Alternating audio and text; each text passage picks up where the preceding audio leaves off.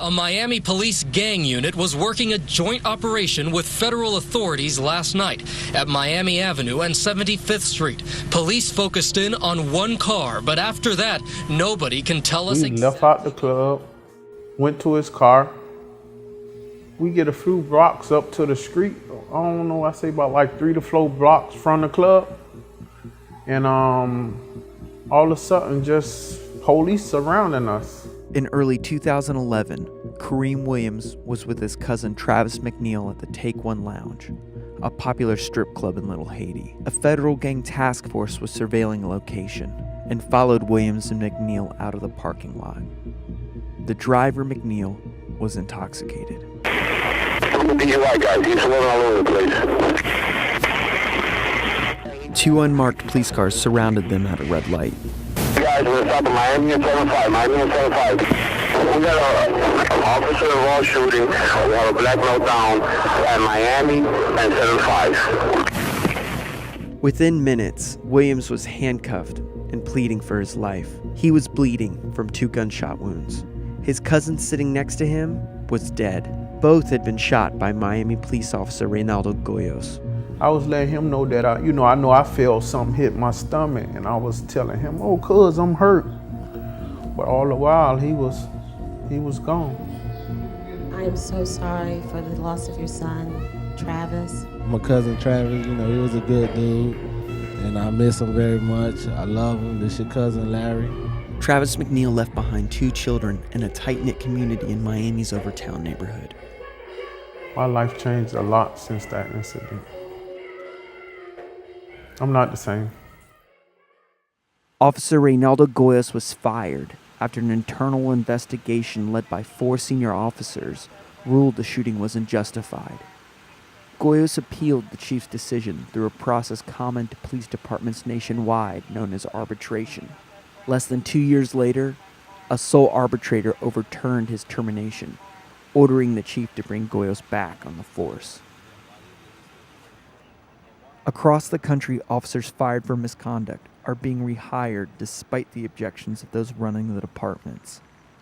The Washington Post surveyed the nation's 55 largest police departments and found that at the 37 departments that provided data, at least 33 of them were forced to rehire fired officers. Of the more than 1,800 officers terminated for misconduct since 2008, the Post found that 1 in 4 had been reinstated. Florida's state attorney decided not to press charges against the officer for the shooting. Goyas maintains he thought McNeil was armed. This is his account of what happened that night. As soon as I saw what I believe was a firearm and I was in fear for my life, I took my target and it was 3 shots and right back to back to back. It was, if you want me, I could discern it was pop, pop, pop, just like that.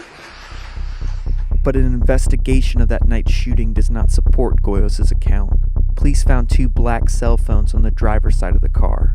There were no guns. McNeil and Williams were unarmed. This was the 7th time in 8 months that Miami police had shot and killed a black man, prompting a probe by the Justice Department.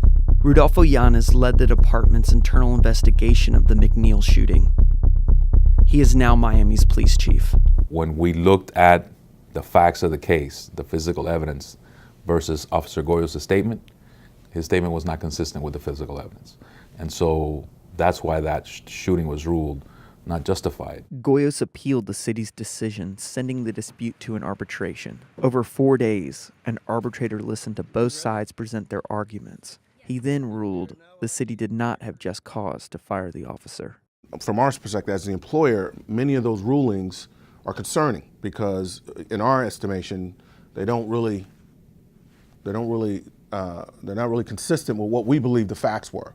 And so as far from a process perspective, you have one person that's basically judge, jury, and executioner. And in the state of Florida, it is very rare that you can even challenge the arbitrator's finding. Eugene Gibbons, an attorney with Miami's Fraternal Order of Police, represented Goyas during his appeal. Many times the chiefs believe misconduct has been committed, but I'm able to prove later that in fact there was no misconduct.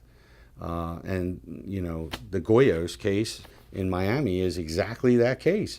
He believes arbitration is essential to protecting cops. There was no misconduct on the part of Officer Goyas. He was simply doing his job to the best of his ability that evening.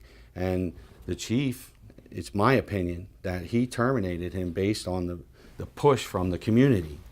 And that was just factually wrong, morally wrong, ethically wrong, because there was no basis for it. Despite the objections of the chief, in August of 2014, Goyas returned to the force. Of the 28 officers fired at the Miami Police Department, Goyas is one of 8 rehired since 2008 through arbitration. He received full back pay, and the city covered his legal expenses. McNeil's family was outraged. My son was 28 years old, and he was just becoming a young man and a father to his son. And I still cannot to this day understand why his life was snuffed out like it was. And then the officer who took his life is allowed back on the streets. He's back out there in the streets again. There is some frustration on the part of, I've been given a charge to maintain proper order and discipline in this police department. And somebody who is not a stakeholder in this police department or in this community makes a determination that this person is fit to still be employed by the agency. Officer Goyas declined to be interviewed, but in a text message he described his termination as political. As a result of the shooting, the city of Miami reached a nearly $1 million settlement with McNeil's family.